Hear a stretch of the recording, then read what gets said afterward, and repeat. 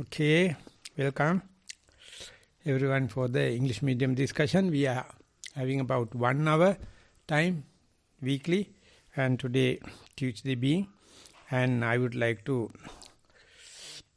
start the session with any remarks or anything from the audience. If there is no such, definitely we will go back to Sutta Nipata, Attaka Parayana Vagga, our traditional sutta. Before that, if you have any remarks or statements or interview reports, please take your time. So that means we can go back to our conventional topic today. So I would like to invite Venerable Chandraratana to present the Sinhala version first, and then Venerable Dhammajiva from America will give the Bhikkhu Bodhi version, English version, and that will be the base for our English medium discussion. Avasarai Swamin Wahanse. So we were discussing Tissa Metteya Sutta, available in Sutta Nipata Attaka Vagga. Today we are starting. Sorry? Today we are starting. No. Actually we have to go through only 3 more verses. We have covered almost. Already started. Yeah. So I'll start with the previous verse, which we actually have covered last time.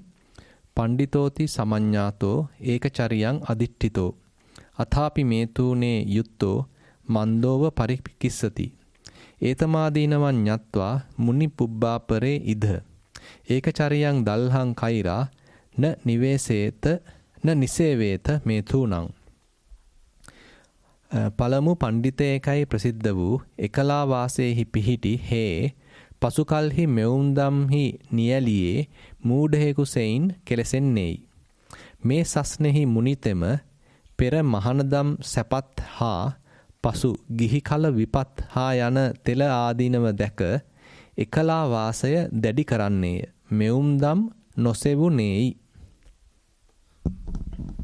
Yeah, we'll start with the English version, please. So the previous one from last week, first is he was known as a wise man when resolved on living alone, but when he engaged in sexual intercourse, like a dullard, he is afflicted. Again, I'll read that. He was known as a wise man when resolved on living alone, but when he engaged in sexual intercourse, like a dullard, he is afflicted. And then the following verse is, having known this danger, here in the before and after, a Muni should resolutely live alone. He should not resort to sexual intercourse.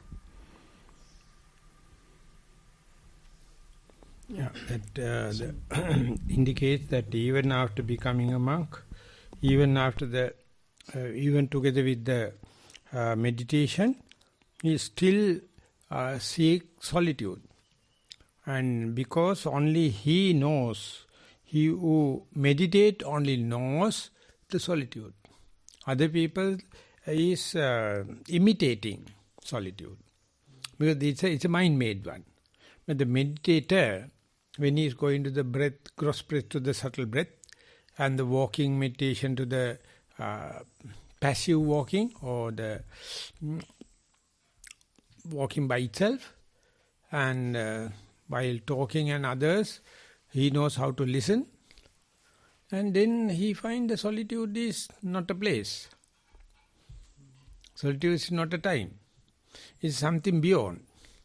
So he knows how to entertain a good place, conducive places, conducive time, because he knows the taste of it. Others having theoretical understanding or deductive understanding. But the person who is practicing, he has a verified experience, first-hand experience as to what is the solitude is. So that is being highly defined in number of ways. First thing is the theoretical book knowledge about the solitude. And the second thing is having the first jhana, rupa jhana, and then arupa jhana, the kama loka, sensuous world. And when it go deeper and deeper, kind of a solitude happens. So jhana require the place, require the time, and the other time and space within. Kama loka is completely time and space, and so he knows conducive situations. And more he is adhered to the atmosphere, macroclimate. He knows microclimate is highly dependent on the macroclimate and the intermediate pace. But when you go deep into, he is almost in a bulletproof chamber. Nothing. Just like a bunker in a war. He can go in. And wherever he goes, there you are. His solitude is with him. So this is the way, solitude. But when you are preparing a meditation center, we are thinking about the solitude. We are thinking of the no sounds, no mosquitoes, no flies, no other this kind. It's good because the beginners need that kind of a imitation, external imitation or macroclimate about the solitude. The Buddha says, go to the forest, simple. Sit under a tree in absence. Or go to a solitude place. And human beings are only the cussed being make the place busy. Other animals they don't have. They are very busy at the sexual and the eating places. But soon it finished. They sleep. They work according to the forest law. But the human, it's a kind of a nasty being, destroying the earth. And wherever he goes, he wants to take the solitude with him. 5-star hotel, 3-star hotel, cyber hotel, whatever may be. The hotel, same thing, but you are paying for the solitude. And people sell them. They think it is external.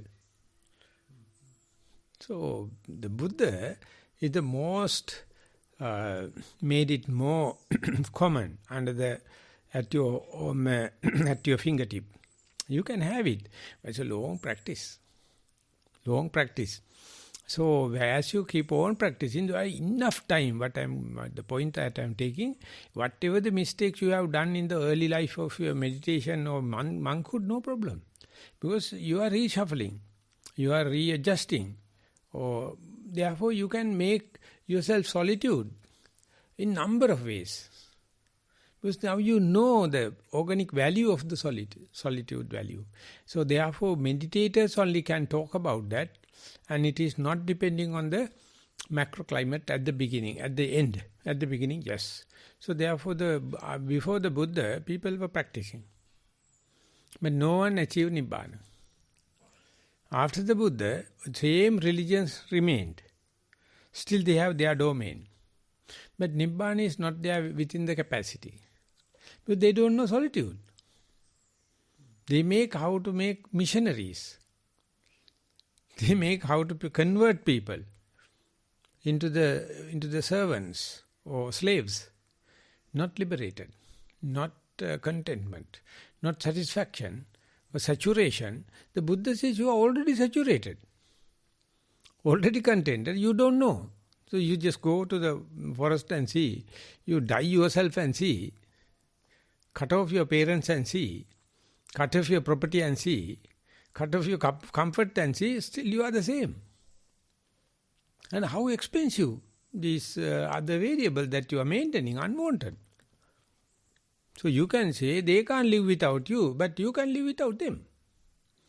Same thing you can say, the tension can't live without your mind, but the mind can live without tension. And the frustration can't live without the mind, but the mind can live without frustration. At least momentary. And if you believe it, you are you are destined to understand in this life. But if you say, I am sorry, I am frustrated, I am tense, I can't meditate, I have to have this and that, never mind, give them. And let them entertain it and see whether you use it for utility value or just for the luxury. And if you are using for utility worth, Because at the beginning you may be consumerizing, you may be luxurious, but more and more you practice, you know your happiness and balance is not outside. So that is what the solitude. So therefore the many suttas, the best is the Monaya Sutta. It talk about the theoretical maximum. And only one person can practice in one Buddha dispensation. The Nalaka is the person who did it in this Buddha Sasana, but it was also not the par excellence. He did medium type.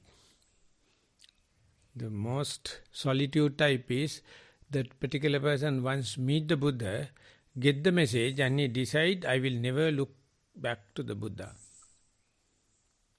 I will never consult the Buddha for any more. I go to the forest and start ardent practice. Even if it's death, he is not never lie down. Maintaining the posture. And live within the capacity of what is available. So even the Nalaka's death happened like that, and the Buddha went to the funeral ceremony with all the monks and says, it's exemplified monks. He never disturbed me. Only once asked instructions, that's it. So that means no interaction, no this thing. But we are not that sharp. So therefore we have to again and again ask, and you have to again and again think about the atmosphere parameters balancing, just like corona, just like blood sugar, just like pressure. But they are not the solitude. So Tissamette is asking, the other part is you have the sexual intercourse. The better half is the pleasure.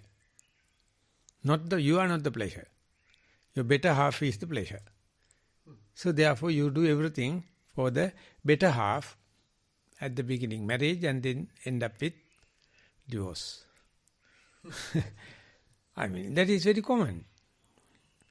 So therefore the solitude is a very deep meaning. Patisallana. Okay, මොකක්ද තියෙන වචනේ for the ඒකචාරිය පටිසල්ලාන හුදේකලාව කියන එක තව වචනයක් තියෙනවා solitude is the usually translation, but the term is very organic more than solitude, that it is the overall situation rather than getting away from the people, away from the sounds, away from the kind of thing that is physical. But how the mind, self-contented, introvert, and be happy and now. That is the maximum definition we can give. And the Buddha says, Sunyata Viharana. Sunyata Viharana, I live in such a way, I am free of all the worries and tensions of the world, worries and tension of the monastery, worries and tension of my kuti, worries and tension of my body. And he reduced slowly. And he says that maintenance of 6 organs, the salayatana is there. Eye, ear, nose, they need the bare basic needs. That I know. As far as I live, I maintain them. Therefore, I am not completely solitude, relatively. So therefore, that sunyata is not theoretical maximum. Well, sapeksha. Relative this thing, but no one understands it. Either though you expect 100% solitude, even though you expect whatever you do is interaction. So fiction. So the other one is ananja samapatti. Ananja sappaya, no movements. Injana means movements, physical, verbal, mental. But ananja means just like a wick burning without a cross current of air, just burning upward, no flickering. So like that also can happen. So that is also in Ananja Sappaya. These suttas are not discussed presently. They are talking about other dynamisms, but that is the peripheral, that is a very superficial level. But same things in the same vein, to go deep and deep and deep, and then inaction is the present day critical word. Buddha is teaching inaction. So they don't like. They want to have creativity. They want to have productivity. They want to have dynamism. So Buddha says, learn dynamism. What will happen is, definitely you come back, regress back to your base. It is no action. That's what in the polars, northern and southern, it is not moving. The equator is moving more than 1,000 miles per hour. It's self-rotating, 25,000 miles within 24 hours. But the polar axis top is just turning. It's not moving, but still turning. So you are going from the equator to the northern pole or southern pole. What a difference. Within a day, what will happen is you are turning only one time, one turn. So likewise, that even if you are traveling, if you are explaining in terms of traveling, going from fast action, we are more close to the equator, and going upward or downward, then you go to that frozen world, northern pole or southern pole, and people can't live. They don't like it. They want to have all the civilizations happen in the equator. That is what you call civilization. Bloody shit. Bloody shit. No solitude. People made them busy and communal and groups. Wherever the groups, it's a huge problem how to sort out the excreta. People live in vast areas, it is not a problem. The birds are living, it is not a problem. But when the human get together in the big community, how to tackle this, the remnants of the food and urine and the shit. Vinasai. That makes it is inhabitable. That is what happened where the people are coming. And that is happening, that's happening wherever the river come and emptying into the ocean. They are the places, most popular places on the earth.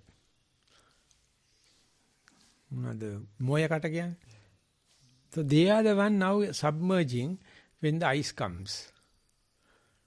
When the ice melting, all the peripheral cities in the coastal cities, 1 or 2 meters water will go, Maldives will disappear, Colombo will disappear, New York will disappear, Melbourne will disappear. But they are at the very low level, so they will be inundated.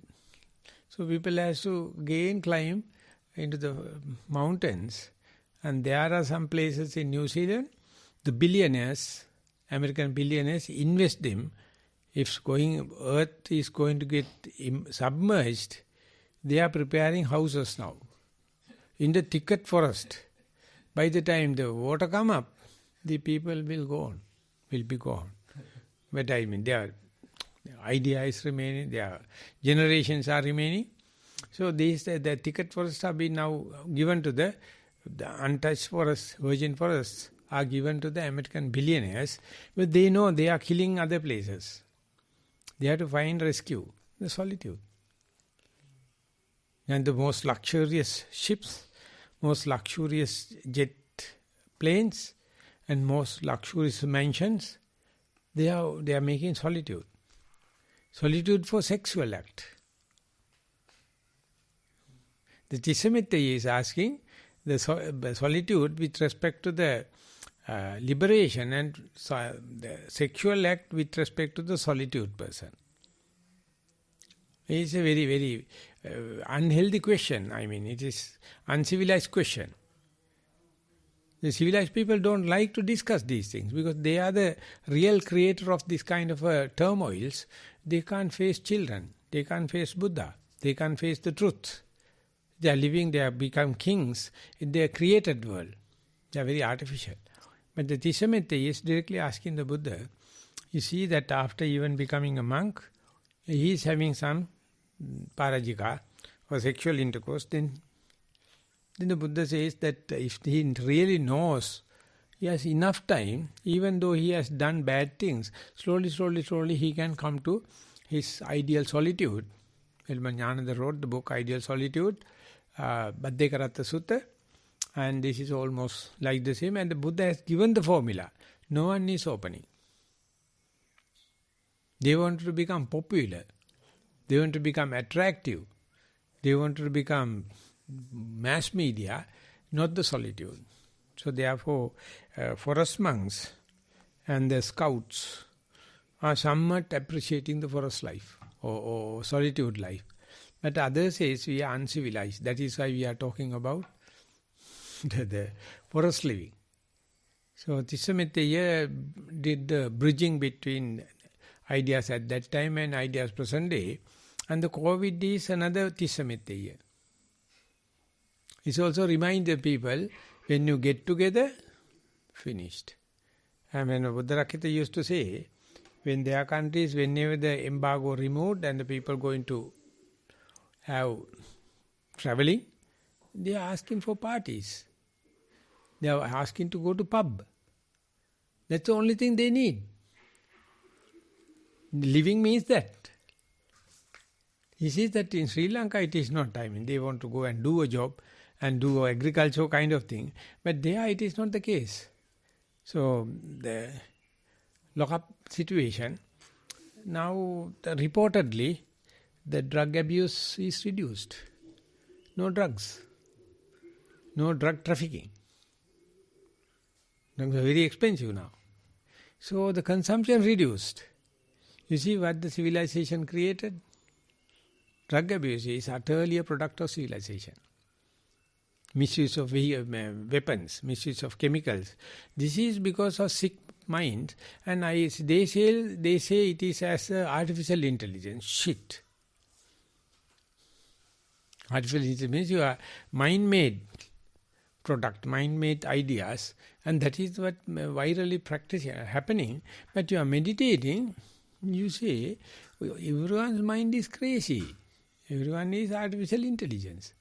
Never leading to inwardly. So therefore, Tissametteya is giving a radical reflection. So that is my interpretation. And you have any further this thing in Venerable Bhikkhu Bodhi's commentaries? Avasthrai Swaminatha, having known this danger here and in the before and after, having known the danger in leaving the monastic life, in the before and after, here in this teaching, before, when he was a monk, and after leaving the monastic state, as expressed in the lines beginning, whatever fame and acclaim he enjoyed in the past fall away from him. The correct one? Yeah. Interpretation is correct. So, yatapure tatapacha.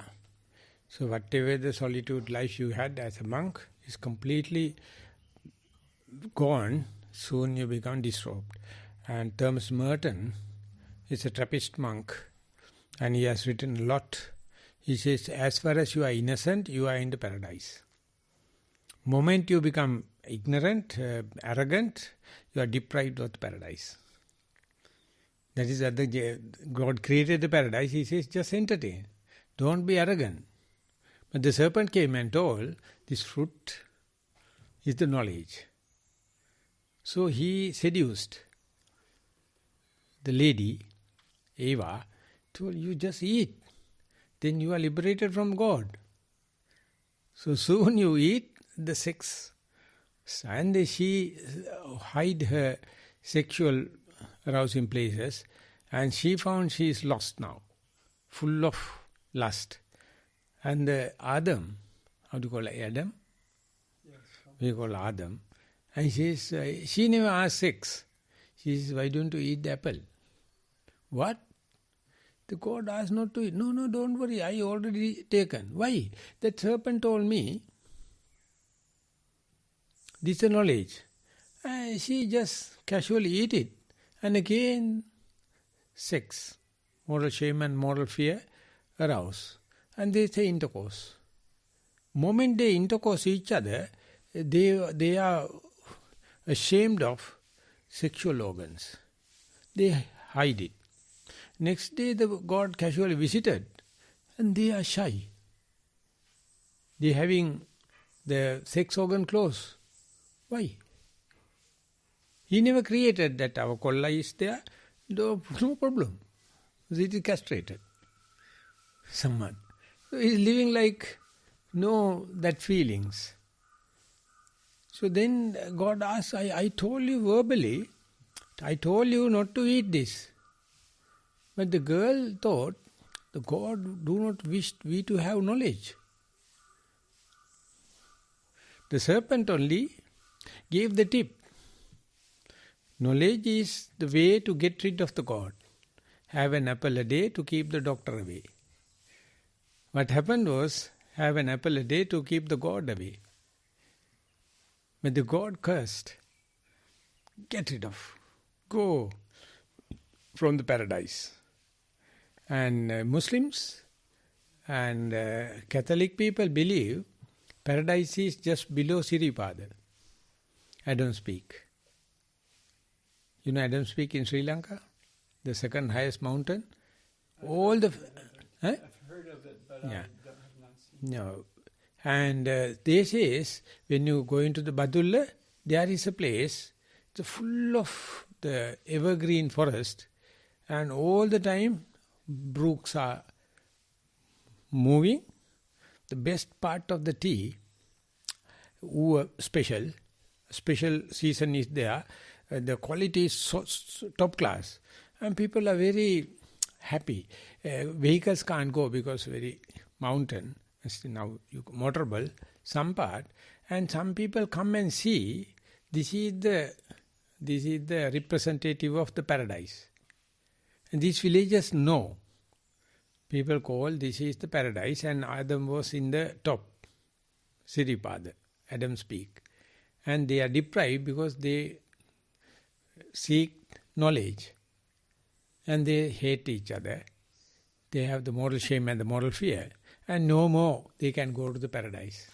But the Thomas Merton, after meeting the Zen masters and I think Eric Fromm, and he told, any time you can be in the paradise, soon you become innocent, you are in the paradise. Moment you use knowledge, theories, formulas, you deprived. So that means any time you can be a child. You can be anytime, you can have a beginner's mind. Moment you become beginner's mind, no rules, no grammar. You just live, just like God given. And that is the place where the solitude come into being. So any formula, anything you follow, you are kicking off solitude. You are kicking off paradise. But the paradise is not take revenge of you. It's always available. Moment you become innocent, moment you forgive and forget about others, beginner's mind. So in Satipasala, we always appreciate beginner's mind. Don't be mindful, just be bare attention. Just be sati matra, just mindfulness. Enough. Either you wish to go to the full mindfulness, in the full-fledged mindfulness, samma sati, or you can just use the mindfulness for day-to-day activities in the celestial, not the celestial, the mundane use. You are up to that. So people project and complain us, you are converting people into Buddhism. No, we are not. And you are, even Buddhists can't do it, you recommend just for the non-Buddhists? Yes. It's available. And Buddhist says, this is just dilution of what the Buddha is telling. Buddha is telling very strict mindfulness. You are taking slack mindfulness, Mac mindfulness. So it's a very dynamic topic. For the moment I have 3 articles. I took it from my emails. Very dynamically explained. Because Bodhi has taken the conventional way. Mac mindfulness is no. Bare attention is not. But the John Kabat-Zinn, he is taken in a dynamic way. He says, I am talking about the stress reduction. Mindfulness-based stress reduction. And then another discussion, Richard Davidson and John Kabat-Zinn, it's been questioned. Are you promoting mindfulness? Or what are you doing? He says, it's too early to tell. The topic was this thing given by the John Kabat-Zinn is too early to tell. Even the civilization is too early to tell. Is it a cancer? It's a good thing. The communication, artificial intelligence, everything is too early to tell. But definitely, mind-made, man-made things are devastating. Nature, just free flow, evergreen forest and the flow of rivers, then do no harm. So we have to be like a forest. We have to be like the flow of the brook. It's music. So these things only in Parayana Vagga. Their language also different. Translations are many. The Sutta Nipata have many translations. And for the moment we are taking Bhikkhu Bodhi. But these things usually never talk about. We are talking about the ethics. We are talking about the ism. We are talking about the social media. We are talking about the development and the creativity and productivity. So never go to the rock bed. Or you never go to a forest. You never go to sit under a tree or in the solitude place. So you are seeking knowledge in libraries. That's the way Karl Marx lost. You can come close. So that is an opening question, open threat to the human, because these spiritual texts are available. Yes? With your permission, Bhante, Avasara Sanwansa. Speak clearly, eh? Otherwise I can't listen. Of course. Yeah, word by word, yes. I believe a question, I believe something was said about John Kabat-Zinn and mindfulness stress reduction. So it's like a Western approach to mindfulness. Is it essentially the same thing, or in essence very similar to what's happening at Mithrigala, what's happening in all these Buddhist traditions, being in the free flow and trying to just observe? Is it the same tradition, or is it like a distortion of Buddhism? The mindfulness itself, or whatever the concept you are going to explain, not only to the Taoism give a very sound, very dynamic, very challenging kind of a model.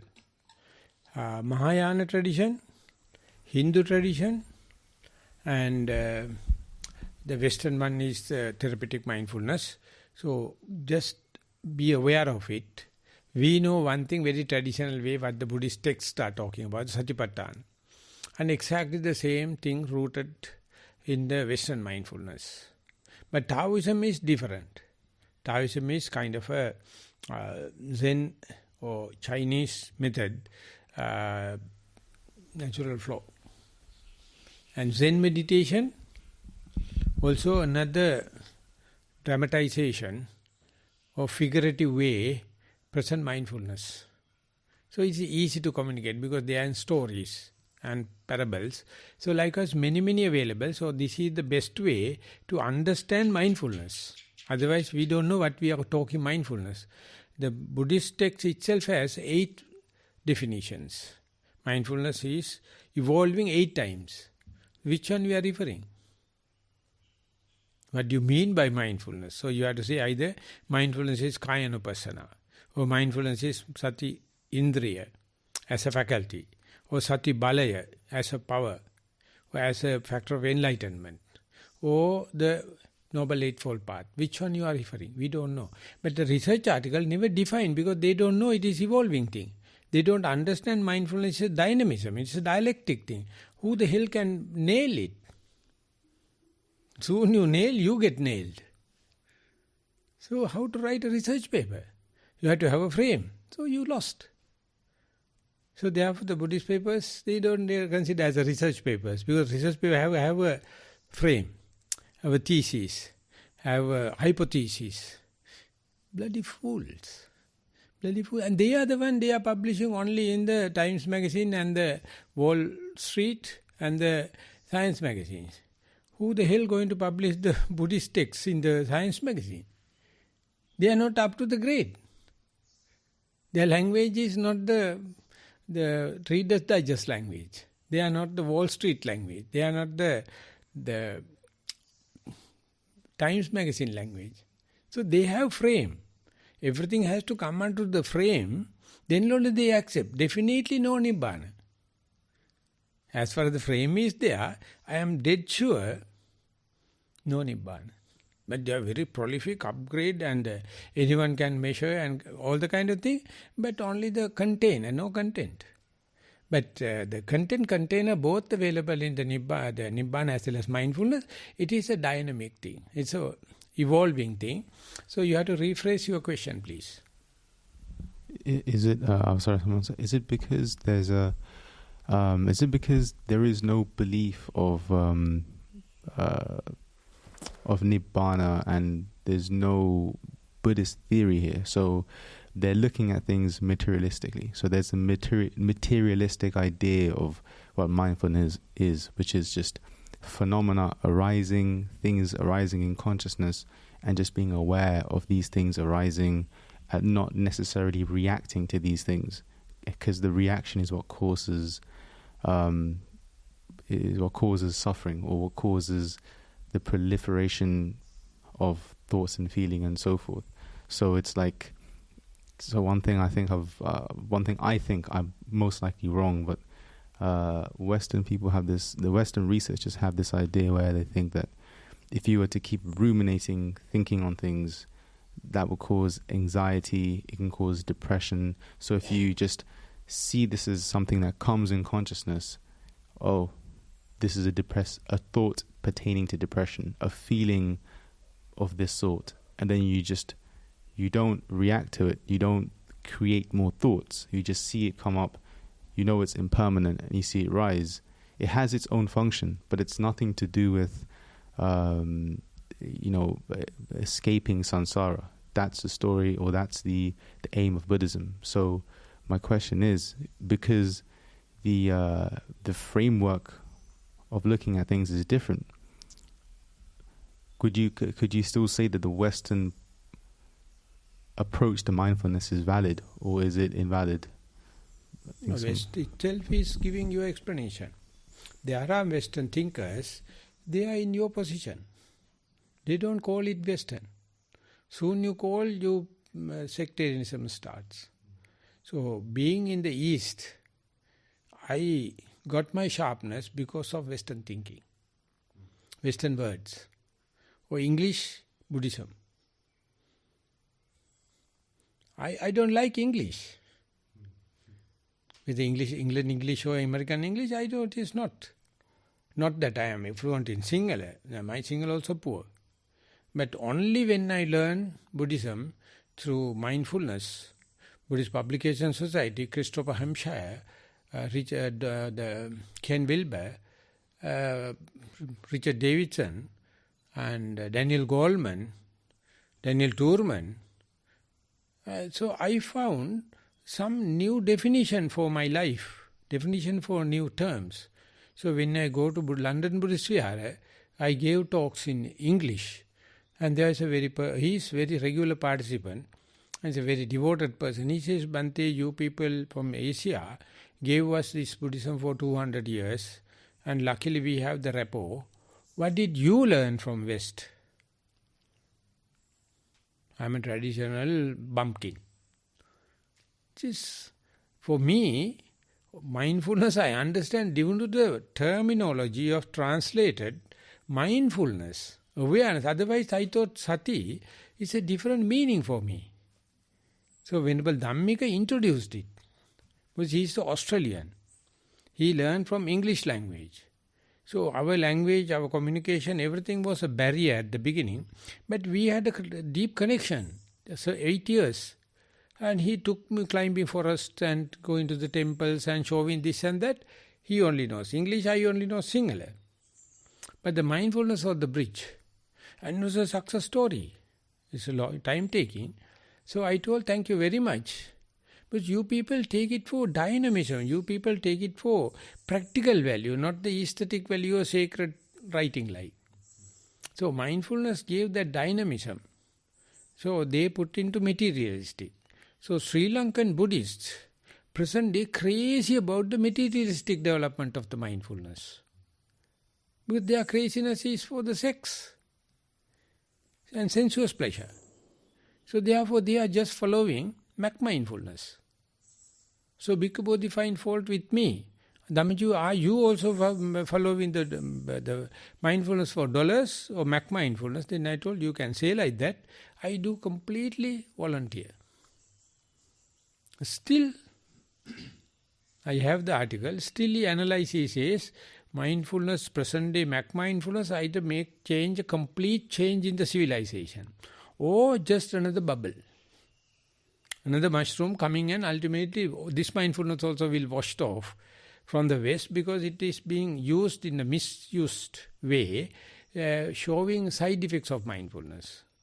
But if you are taking for the revolution in the society, no side effects. Mindfulness is without side effects. But if you are using it for stress reduction or materialistic part, side effects can happen because you are misusing it. If you are not tackling the serpent from the proper place, it will bite. What do you mean by side effects here? Though there are research, side effects of mindfulness. You have to read. You have to go into the computer and see. The Buddha says the mindfulness as a sobhana chaitasika, ever good. And the commentary says accepted it. But there are miccha samadhi, wrong mindfulness is definitely there. The way the Buddha mindfulness explained, satikvaham bhikkhave sabbhatikam vadami. I prescribe mindfulness everywhere. But West is, the critical people, they are now find the faults, side effects and after effects of mindfulness. And if you study the side effects and after effects of vaccine we found it's a huge revolution in the health. Now there are armies not to vaccine children. Let them die with polio rather than vaccine side effects. So there are some people says don't do mindfulness. So this sansara is good because mindfulness is going to give the side effects. So we being monks, we are utterly secured because we are governed by the forest monastic code. Without the forest monastic code, if you are going to use mindfulness, who the hell can give a certificate? Who can claim that you are in a safe hand? No. So therefore, when and where going, he says, later you have enough chances to develop more solitude, more mindfulness, more restraint if you like, and it can be adjustable or self-adjusting.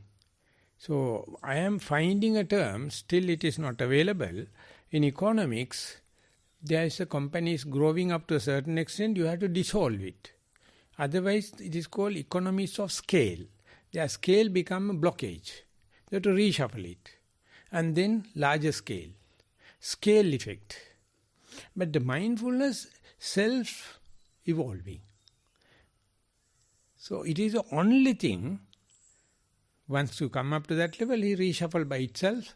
And there are little friction, little burning and tension situation happen, just like a pregnant woman. Because the baby is creating excreta. So that is the only way to become a mother. So likewise mindfulness having, so different stages, 7 stages Buddha explained. And all the others have, Virya has 3 stages, Sati has 8 stages. Saddha is 3 stages, different stages. Each stage has a landmark. So like a sati, you have to understand, start somewhere and then slowly introduce restraint. If you are not introducing restraint and you want to take our sati as a pill after the lunch or after the meal kind, like operation, it won't work. Because you have to develop you have to change the microclimate also. Sati is giving a cross-section. Now, darling, you have within your jurisdiction, this can. you can restrain yourself. If you restrain, sati will be advancing. Otherwise it will be stagnating, because you are not sacrificing your likings and dislikings. You are not sacrificing your personality traits. You are not sacrificing your directed dispositions, your trends, or your habits. Everything can be changed. Good thing will be remaining, bad thing will be removed. So you have to reshuffle everything. So that is the part we call the aesthetic part of mindfulness. So that's what we call, by association we can get it. So we have to tell friends, hey, we are practicing together. If you find something that I am doing, if we were talking and thinking, I offer you, please, let me know. That is humbleness. Then you are in paradise. I was going to say just one final point. I'm kind of under the impression that when people have this idea that you can use mindfulness to correct certain deficiencies, such as depression or stressful thinking or something. However, the more you inculcate mindfulness into your daily living, and the more you start to... Patachara. When the Patachara come into the Buddha, utterly desperate, macerated. First you have to heal. Buddha has to heal her. You have the basics. Still you don't have clothes, no children, no husband, no parents, no brother. Can you be mindful? Yes. Immediately she found she is naked. Then the person came and gave her clothes. Thank you very much. And then the Buddha gave her sermon, fully digested. So first you have to do healing, yes. Angulimala also, the Buddha told, hey darling, I stopped. Can you? What are you talking about? You are going faster than me. And he says, I am stopped. Can you? Simple. He dropped the knife and everything. Please. First you have to heal, yes. Everywhere. Yeah, you have to how do you call, anesthetize a person. Otherwise no operation. There are some medicine without anesthetizing. But the serious things, especially brain operations, anesthesia, the doctor must be all the time in the theatre. So the operation doctor has to say first kind, second kind, third kind anesthesia. Third kind is very light. Few minutes. Medium kind, you can keep the patient few hours. And the top class is very dangerous. The patient will die or not. So patient, the theatre manager, the anesthesia doctor, surgeon, everyone has to sign. Serious one. Then sometimes 8 hours, 11 hours. So my friend says, one of my friends says, his teacher is stitching a cut duct, blood vessel. And he has to give the needle prepared. Under the microscope, he is stitching. 11 hours. 11 hours, whole the center has to run. The dynamo has to run, generator, the anesthesia, everything has to run. He says it is such a thing, 11 hours operation. And after that recovery, and the blood vessel has to carry blood. So that kind of a thing. So meditation also is sometimes this little serious. So therefore you must have the atmosphere. Without atmosphere, if you are going to do with the barefoot doctor, no. Better not to do it. Disease is easier than the medicine. So therefore mindfulness was when you go up to the Udayabbe Jnana or high profile mindfulness, it's a life and death. So it treats the symptoms, and as time goes on, it becomes your whole life. And that's when mindfulness is in full force, and that's when it's done its magic, basically. It's not just surface level. When it's deeper, that's when it's... Early part, your self is working. Yeah. Mindfulness is partial. And when the mindfulness get the full-fledged, self is not there, so Taoism is happening. You let it happen, the autopiloting. So that mode, if you can taught in a retreat, it is successful. So you can take the helm into your hand, but till that mindfulness has to develop. And it comes and shows you, okay, get out, I am ready to take the upper hand. You know the Space Odyssey film, Arthur C. Clarke, the machine overpowering the human being. When he's the space traveling, the machine is doing everything. Ultimately, machine is overpowering. He found that where to go now. Machine is not us listening. Break the machine, take everything under control, and very dangerously land back on the earth. That's why I heard. I never see the picture. I never see even the book. So this is what happened in the artificial intelligence today. The using people, they don't have the control, they don't have restraint, and they are talking about the high caliber thinking. They don't know the liberation, they don't know the emancipation. So mindfulness is complained as mindfulness, Nibbana without Buddhism without Nibbana, and Nibbana without Buddhism. So we Buddhists are being criticized, we are taking the Nibbana out of Buddhism. Other people says, by sneaking, pay attention, you are converting non-Buddhists into Buddhists. So Christian watchdogs, they say, we are not alive. So you have to understand these two and have your own liberation as well as mindfulness to the children. So you have to, it's a dynamic thing. There's no set formula. So therefore, if you are not practicing, very difficult. That means practicing means sacrification. Practicing means beginner's mind. Practicing means innocence. Otherwise, very difficult. Arrogance, very difficult. Not that we are naturally arrogant people. Arrogance is what I mean by reaction. You can react, no problem, and then you have to say, I'm sorry. At that time I was reacting, and you and me observe each other, please advise me. At that time I was arrogant, physically, verbally, mentally, please, please, please. Then the Buddha says, that is what you call the sasana. The Buddha's disposition is that.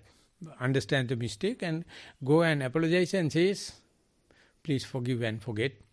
I do physical apologizing, and I hope you also can do, but I am the culprit. But what a nice thing, more than family members. Okay, that today that's all we have to do, because that now we have to go to the... Sudhahamtu, you have anything to tell? No. So I would like to invite Venerable Chandraratana to sum up the session, please. Asaraya Swamini Hansa, so with a few members of the Sangha and one devotee, so we were able to discuss Tissametteya Sutta, some part of several verses of that. So today we are completing, I think 2 more verses are there to go. Hopefully we can finish the verse Sutta next time. So whatever the merits that we have accumulated, we will share with all the living beings, all the celestial beings, and whoever in need of merits. We will recite the traditional verses. Ettavata ca amhehi sambatang punya sampadang